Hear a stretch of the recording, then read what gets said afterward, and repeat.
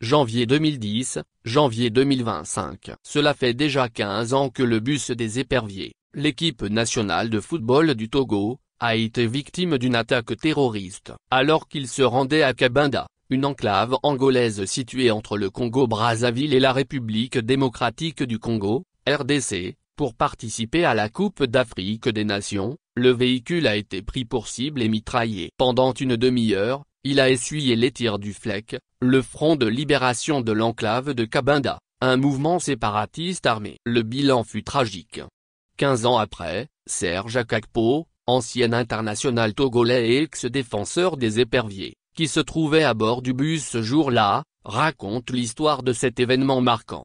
C'était le 8 janvier 2010. Le matin même, l'entraîneur du FC Vaslui, le club où je jouais en Roumanie, m'avait appelé pour me souhaiter bonne chance, en me demandant de faire attention à ne pas me blesser. Si j'avais su ce qui allait se passer quelques heures plus tard. Nous étions au Congo pour y disputer des matchs amicaux et devions rejoindre la ville de Cabinda, distante d'une soixantaine de kilomètres, pour les rencontres du premier tour de la CAN 2010 contre le Ghana, le Burkina Faso et la Côte d'Ivoire. C'est ainsi que nous avons passé la frontière angolaise, impressionnés par la taille de l'escorte, plusieurs 4 signes de multiplication 4, des soldats armés jusqu'aux dents, qui nous accompagnaient. On a pensé que c'était normal pour ce type de compétition. Ce n'est qu'après que j'ai compris que les Angolais savaient que le risque était réel. Ça a été long, très long. Nous avons roulé quelques minutes, au milieu de la forêt. Moi-même, j'écoutais de la musique dans mon casque. Et puis j'ai entendu des sifflements, sans parvenir à les identifier immédiatement. C'étaient des tirs de roquettes. Il y a eu des bruits de vitres aussi et, pendant quelques instants,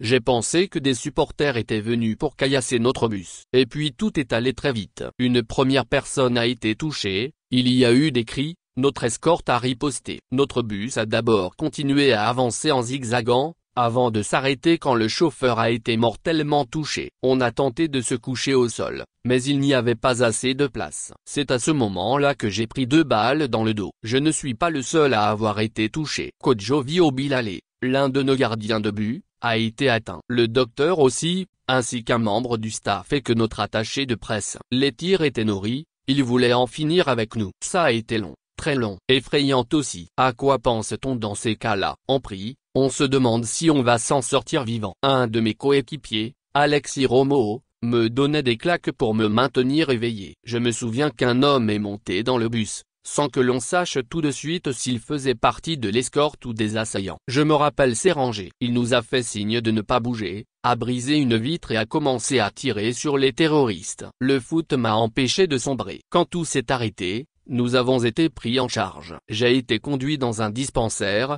puis dans un hôpital angolais. J'y suis resté plusieurs jours. C'est là que j'ai appris que plusieurs membres de notre délégation étaient décédés, dont notre sélectionneur adjoint, Abalo Amelete, et Stanislao Clou, l'attaché de presse. Là aussi que j'ai su qu'Obilale ne pourrait plus jamais rejouer au football. Plus tard, j'ai été transféré à Lomé puis en France, où j'ai fini ma rééducation. J'ai pu rejouer dès le mois d'avril suivant. Je n'ai jamais suivi de thérapie. Je parle assez facilement de ce qui nous est arrivé, mais on ne me pose jamais de questions. C'est comme si les gens avaient peur de me déranger. Parfois, je me demande comment j'ai fait pour tenir. La vérité, c'est que le foot m'a empêché de sombrer. Je m'y suis accroché. 15 ans plus tard, je n'ai rien oublié. J'ai du mal à assister à un feu d'artifice. J'évite de trop me mêler à la foule, d'aller à un concert. Et quand mon fils aîné me demande pourquoi j'ai des marques dans le dos, je lui réponds que ce sont des blessures dues au foot. Quand il sera plus grand, je lui dirai la vérité.